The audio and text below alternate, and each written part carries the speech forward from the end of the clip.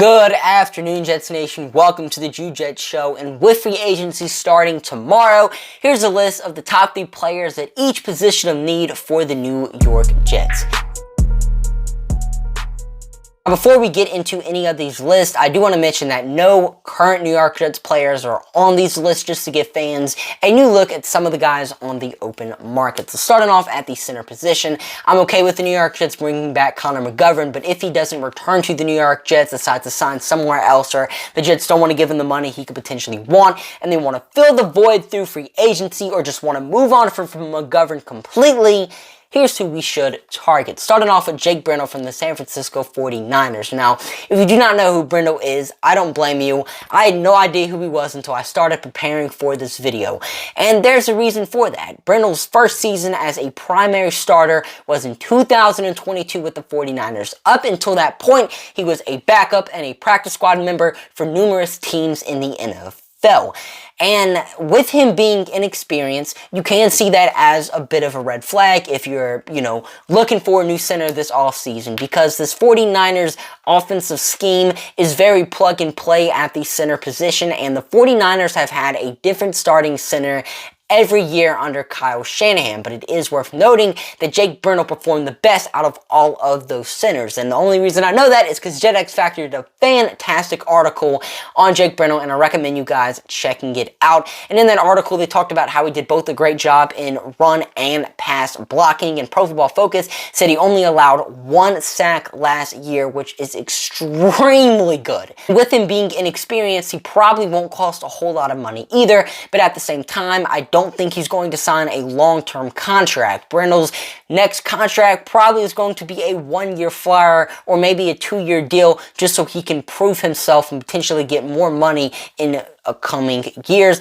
It's also worth noting that he had 12 penalties last year, which was the most among centers. Moving on to Ethan Pocic, who was one of the best centers in the NFL last season. He was Pro Football Focus's 3rd highest graded center. He's also very versatile. He's played pretty much every position on the offensive line during his career. In the NFL, he has experience at center and guard, and during college, he started 1 game at offensive tackle. His market value is around $7 million a year, which is extremely reasonable for Ethan Pocic, but it's worth noting that he is injury prone, hasn't played a full season since his rookie year. Some seasons he missed a lot of time, some seasons he doesn't miss as much time, like this past year, he only missed 4 games, but with the offensive line injury issues the Jets had last season, signing an injury-prone center might not be the best idea, but if the Jets believe he can, fix his injury issues, they can keep him healthy, then by all means sign him, because he is a very good center and definitely is better than Connor McGovern. And then the final guy I have on my list for centers is Ben Jones,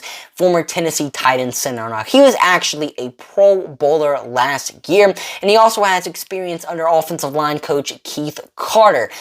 But does he have a rocky relationship with Keith Carter, and does he want to play for him again? Because we know Taylor Lewan has openly expressed that Keith Carter and him had an up and down relationship.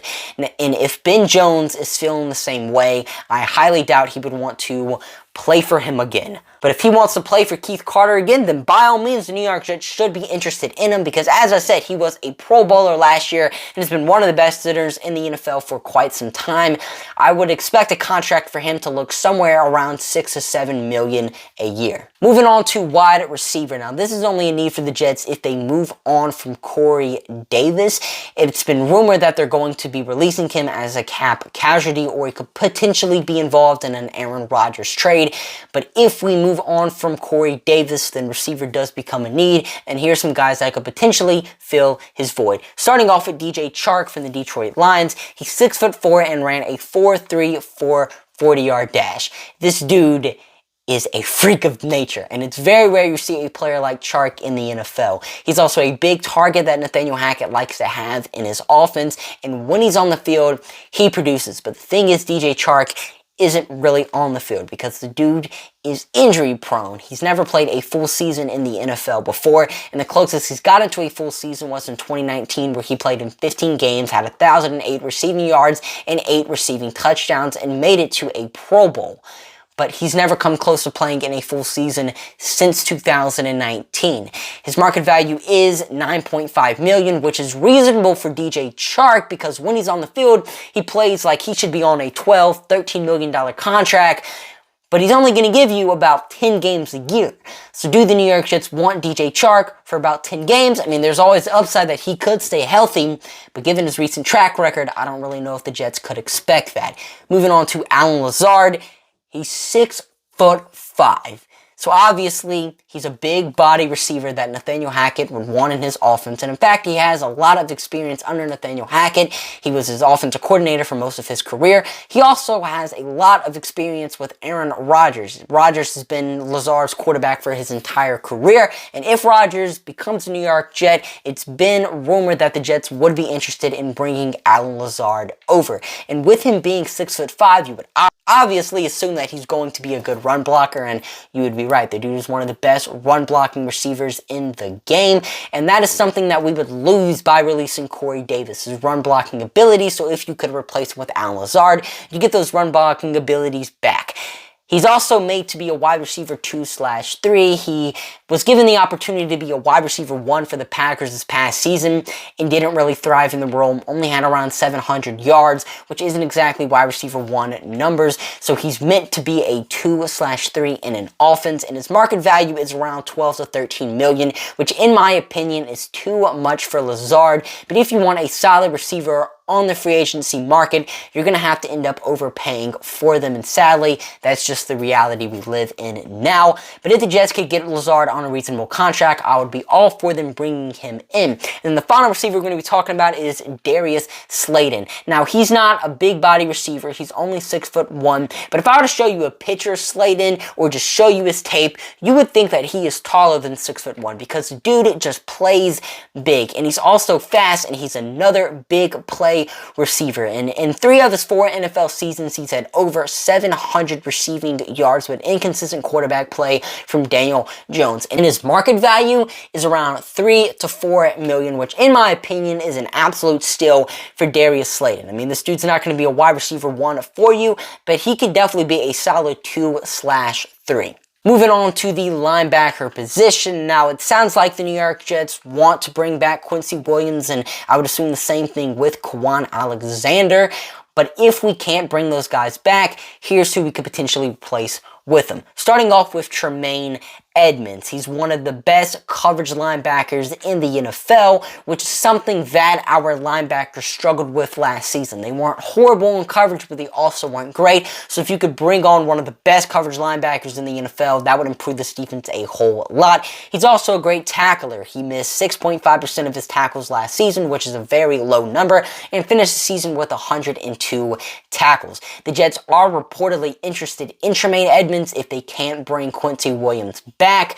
So if we can't re-sign Quincy Williams, expect the Jets to be all in for Edmunds. His market value is around $11 million a year, but it's been rumored that he could potentially get $15 million on the open market, and I don't really know if the Jets have the money to sign the linebacker to $15 million a year, especially with what we're paying CJ Mosley, but we'll have to wait and see. Moving on to David Long from the Tennessee Titans. He's one of the best run-stopping linebackers in the NFL. He's solid in coverage as well, has 4 picks over the past 2 years. He also probably won't cost a whole lot either. Definitely don't think he gets double digits on the open market. But a reason for that is because he only has 1 full season as a starter in the NFL. And part of that is because the Titans were developing him for a few years. And another reason for that is because he has a bit of an injury history. But if the Jets take a gamble on him, think they can develop him, get the most out of him, he could end up being a nice linebacker for us. But the final guy I have on my list is Bobby Okwiri. Sorry if I mispronounced that, linebacker from the Indianapolis Colts.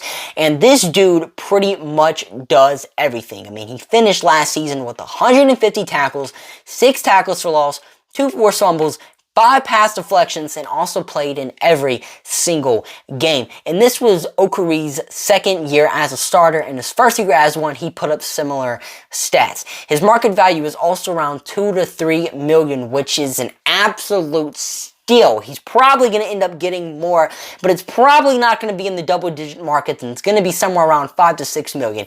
If the Jets can sign Oka Reed, even just a one-year flyer, he's going to do wonders in this defense next to C.J. Mosley. Moving on to arguably the second biggest position of need on the roster, safety. Now, this free agent safety class is loaded with talent. You, of course, have the big three in Jesse Bates, Jordan Poyer, and C.J. Gardner-Johnson, but here are some of the more cheaper studs on the market. Starting off with Jimmy Ward from the 49ers. Robert Saleh was a huge fan of Ward back whenever he was with the Niners, and Ward is also a super consistent player. I mean, he might be getting up there in age, but he showed no signs of slowing down.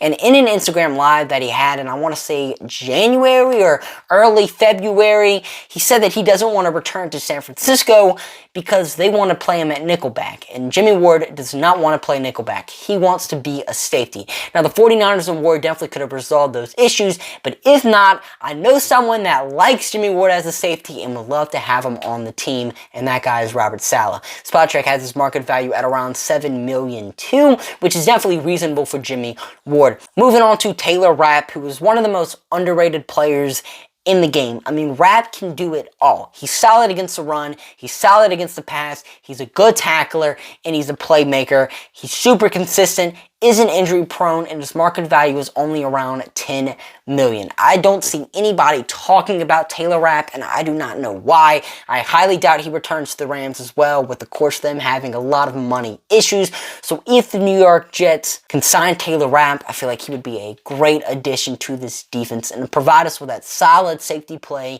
that we desperately need. The final safety I have on my list is Rodney McLeod, coming over from the Indianapolis Colts. Now, he is getting up there in age, but despite that, he was a very solid and consistent safety for the Colts last year, and he is extremely versatile. He played both box and deep safety last season. As said, he is up there in age, so I don't think the Jets should target him to be like a safety that they should go out in the gate, get out of their way to grab. But if, of course, they aren't able to go get Jimmy Ward, Taylor Rapp, or any of the big-name safeties, McLeod is a solid emergency plan, and his market value is only around $1 to $2 million too, which is very reasonable for McLeod. And then moving on to defensive tackle. Now, I do think the Jets should retain Sheldon Rankins. He was great for us last season, but if we aren't able to, here's some guys we should pursue. Starting off with Dalvin Tomlinson, who is one of the best run stoppers in the entire NFL.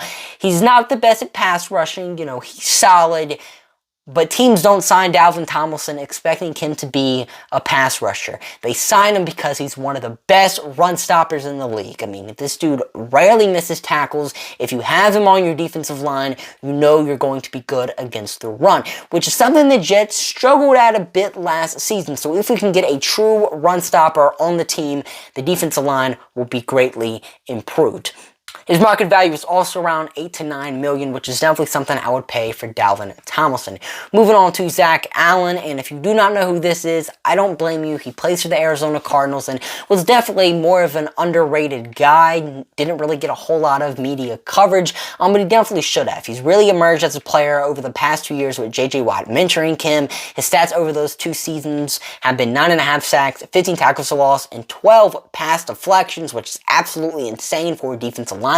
He's also versatile. He played both edge and interior defensive lineman for the Cardinals over his career, and definitely reminds me a lot of John Franklin Myers. And with him being an emerging player, you can definitely expect Robert Saleh and the Jets defensive coaching staff to get the most out of him. And with him being, this emerging player, his market value and his contract that he probably is going to get is a little steep, but hopefully he ends up paying it off in the end. And Spotrac has his market value at around $9 to $10 million. But then moving on with the final player I'm going to be talking about in this video, Matt Ioannidis from the Carolina Panthers. Now, you look at his stats, you'll see that he only had half a sack last season, which by no means is anything great, but he was a pressure machine, produced some of the most pressures among all defensive linemen last year, and on top of that, he's solid as a run defender. I mean, this dude is always in the backfield, and throughout his career, he's been paired up with a lot of great defensive linemen and has thrived next to all of them. I mean, in Washington, he had Daron Payne, Jonathan Allen. In Carolina, he had Derek Brown, and now he could potentially be paired up with Quinnen Williams. And his market value is only around $6 to $7 million, which is definitely reasonable for Ioannidis. Dimas.